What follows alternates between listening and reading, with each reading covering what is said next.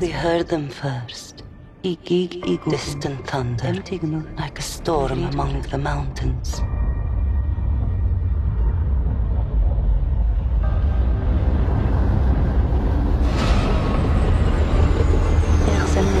Iron beasts, tearing through our land, bringing fire and destruction.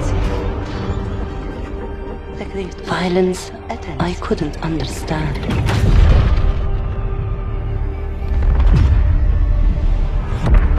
My father held me close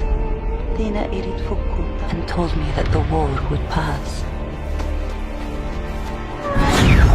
But I could see the fear in his eyes, feel it in his chest. I knew then my life had changed.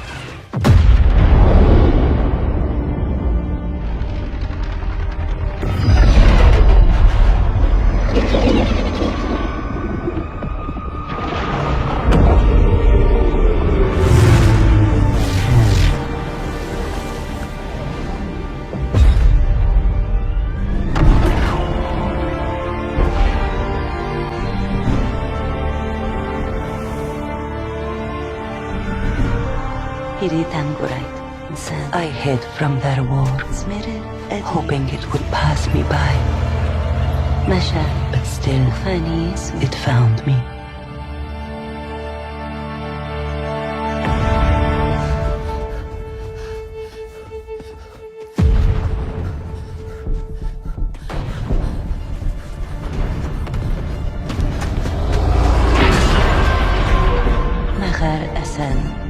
They faced the monsters that day.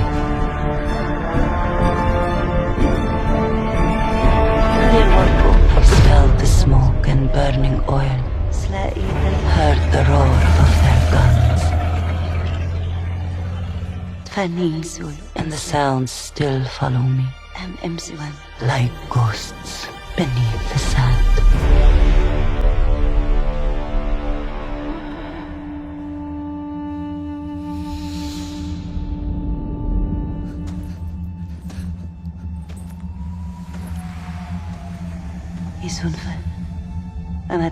My world was changed forever. But the war touched many lives, and there are many stories to tell.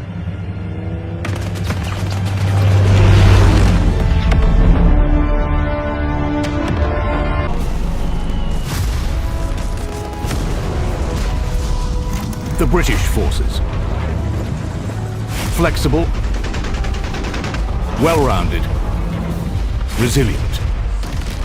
They can count on their tenacious soldiers, their indomitable resolve, and their Commonwealth allies to fight through any combat scenario. The British forces' adaptable units and artillery support make them flexible and efficient. They can shrug off assaults by entrenching weapons before striking with a mix of vehicles and battle-hardened infantry. Stubborn and resilient, the British can bring the fight to the enemy or let them take a shot, hunker down and keep on fighting as long as it takes to come out on top.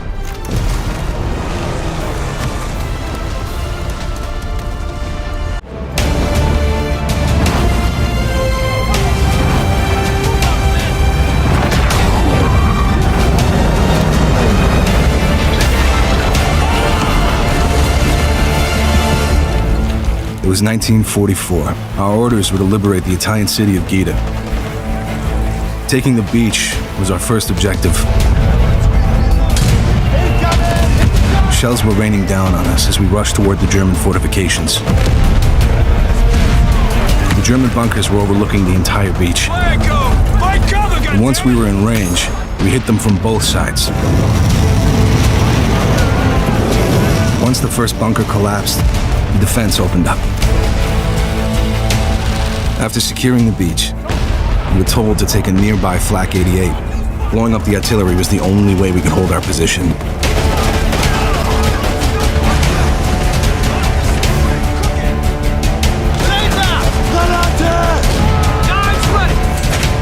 We accomplished our mission, but not without losses. And this long day had just begun. While we led the main front, they dropped in paratroopers to stop any German reinforcements. They never saw them coming. Cut him down!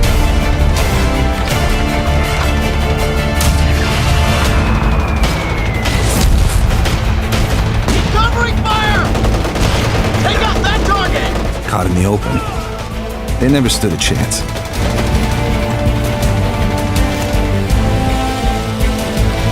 The outskirts of the city were now ours. We set up a forward base, urgently building a triage center for the wounded. We rallied together and prepared for the final assault. We made our way toward the city square. They were expecting us, but we were one step ahead of them. Even with the help from the British, we knew this was going to be an uphill fight. German troops were gathered in the main square. We didn't expect that level of resistance. Under heavy fire, buildings collapsing around us, and for a while, they had the upper hand. But we kept on pushing. We managed to hold the position long enough for air support to arrive.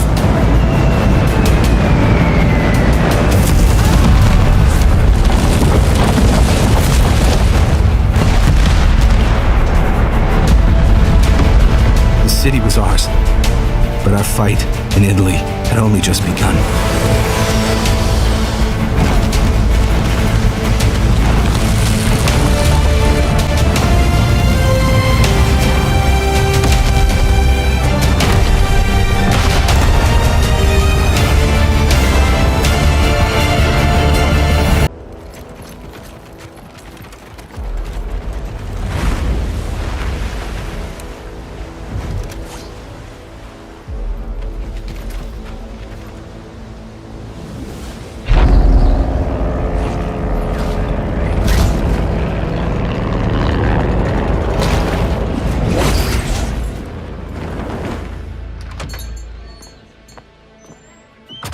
Nasconderti. Sei uno di quei fascisti, ti dà fastidio. Andiamo, Marina.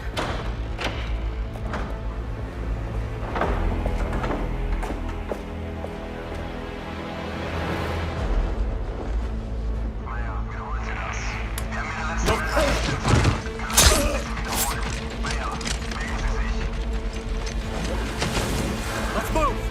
Our tanks are coming! Herr Weber? Frau Russo, guten Morgen. Sorry to keep you waiting. Wouldn't start without you. Das ist für Ihre Soldaten. Ach, danke, das ist sehr nett von Ihnen. Kein Problem. Einen schönen Tag noch.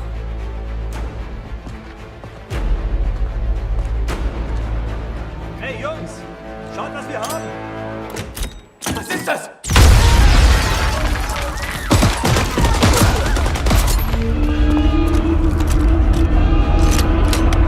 Move up, men!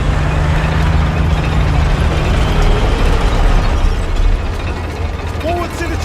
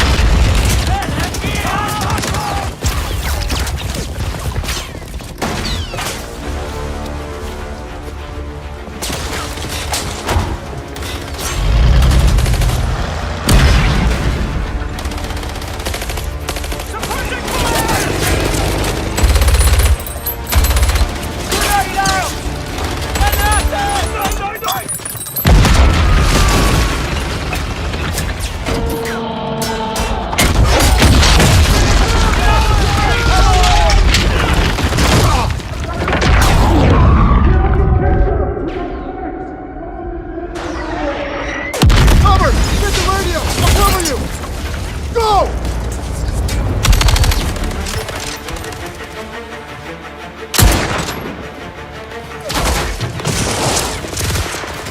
Sergeant Summers, F Company, send in the planes, now! Where's planes, Summers? I'm sorry, keep on waiting, boys. Bombs away!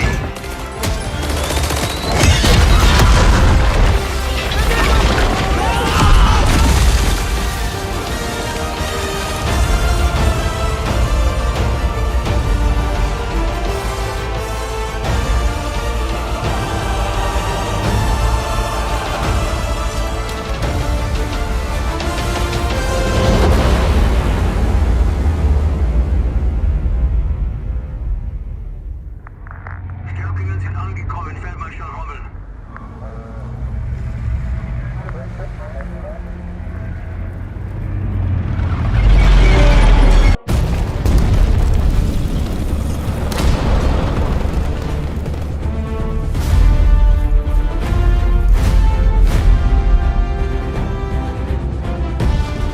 Keep pushing! Enemy target destroyed! Don't let him advance, lads!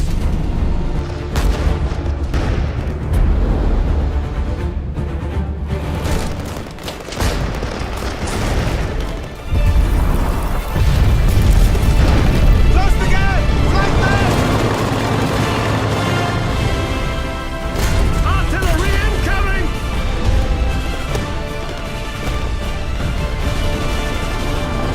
Push through! Engage on sight!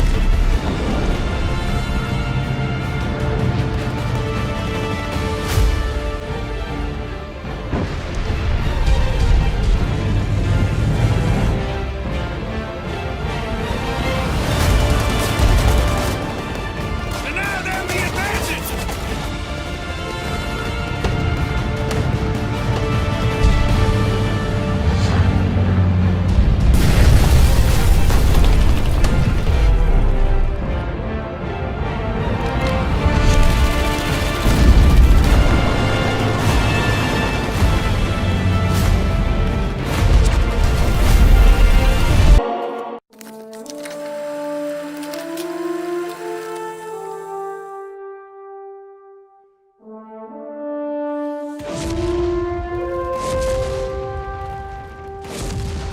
So we've developed a completely new destruction system from the ground up. What that really means is a lot more visual fidelity. It's fully 3D now, so everything is fractured and materials act like proper material. Bricks and wood will fracture and crumble like bricks and wood.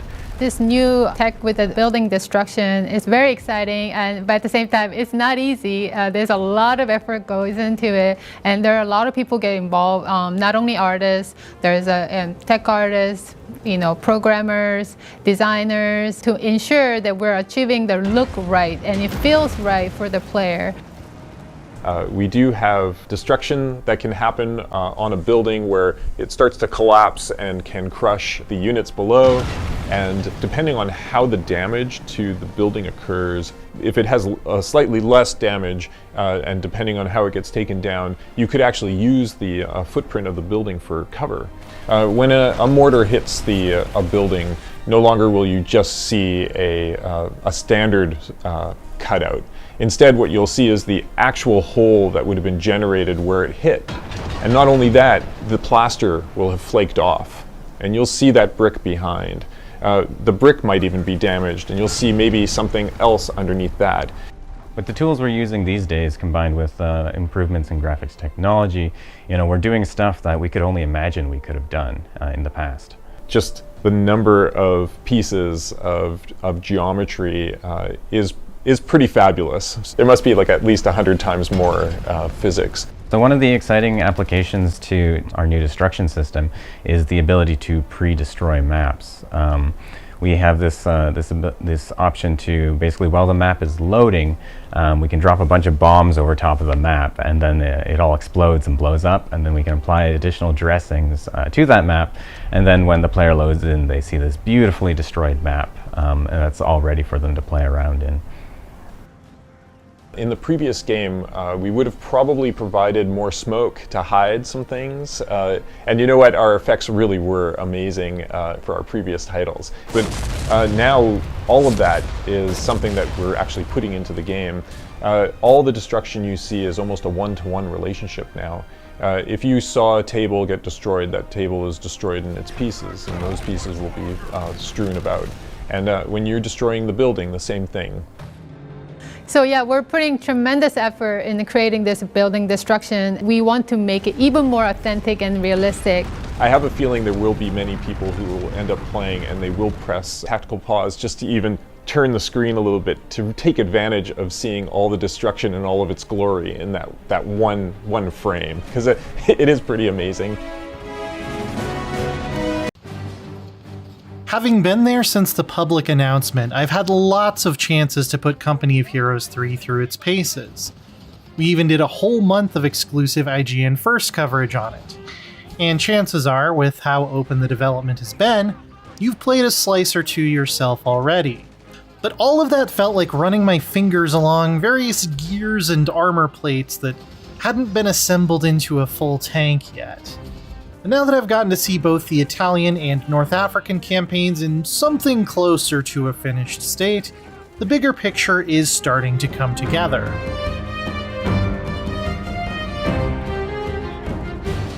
Dear Maggie, it's been a while, I know.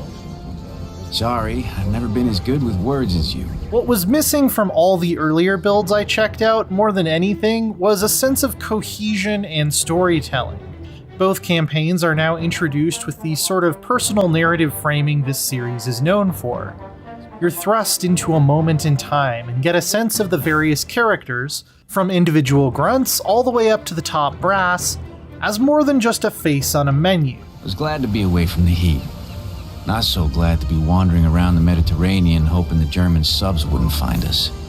I feel like I understand what kind of people the Allied commanders, the hot-headed American Buckram and his rival, the stoic Brit Norton, are meant to be and how they play off each other. All of this framing puts me in the mindset of the time period, adding much-needed context to the trials ahead. Well, I guess it's nearly time to leave, so I'd better go find somewhere to sit. Try to write more, if I can. Love always, Joe. The linear North African campaign seems to really be leaning into the idea of presenting the war in terms of the impact it had on the local non-combatants, which is probably about as responsible a retelling as you could hope for in a real-time strategy with playable Axis forces these days. I can't show any of the cutscenes that set this up since they were still being worked on, but I was impressed with the level of nuance and spotlighting of an aspect of World War II most games like this would gloss over. It doesn't boil the conflict down to black and white either. The indigenous narrator points out how British bombing raids against German positions near her village were far from the herald of their liberation. They simply represented further destruction. It really hammers home how sometimes there are, ironically, given the franchise's name, no true heroes in war. No matter who wins here, civilians will still lose their homes and their loved ones. You touching cloth or what? Dirty fucking police! The dynamic Italian campaign has also seen significant tweaks, even since I last got to play it a couple months ago. While I've compared it to Total War in the past, what has emerged from the crucible of iteration and player feedback is something that feels more focused and perhaps a bit more guided, and overall, I think that's for the better. You can still move companies around wherever you like, call in air support, and leverage your navy for strategic and tactical advantages. It's a complex, multi-layered affair. But it's also tighter in scope and more directly narrative-driven than my previous impressions would have suggested. This isn't to say you'll be railroaded. Italy just happens to be a fairly narrow peninsula, and the ultimate objective of breaking through the winter line to Rome is always the same. So the decisions you make are more about how to get where you're meant to go, rather than setting your own goals entirely. Optional missions are plentiful, earning little bonuses here and there, and you'll face regular decisions that require you to prioritize the approach of one of your commanders over the others. Aside from just unlocking perks, which we've seen already, you'll have to progress each of their loyalty tracks to a certain point to secure their support in the final battle. I didn't actually get to see how this scenario plays out with or without the help of each specific character, though. On the battlefield, not much has changed since I last had a look at Company of Heroes 3, and that is to say, I don't have much to complain about. It feels like good old COH tactical action with a wider roster of units than ever before, and a good variety of unorthodox objectives to break up the more traditional maps. Tactical pause has become a trusty tool that I especially appreciate when I need to quickly change gears from attacking to defending, or react quickly to an unexpected enemy move. Campaign has gone through a lot of iterations, but it seems like they more or less got this battle stuff right the first time. I still have a fair few unanswered questions about how the campaign will play out across dozens of turns, with certain strategic elements still lacking tooltips and leaving it unclear what kind of role they'll play. It's also difficult to get a full picture of just how the strategic side ticks in terms of resources, logistics, and progression. But now that the story woven around it is better fleshed out, I can definitely say it presents a compelling excuse to get you into those exciting tactical battles, if nothing else. We'll finally be hitting the beaches and in it for the long haul when Company of Heroes 3 arrives at last on February 23rd. For more on Company of Heroes 3, don't miss our campaign map deep dive and our look at special missions.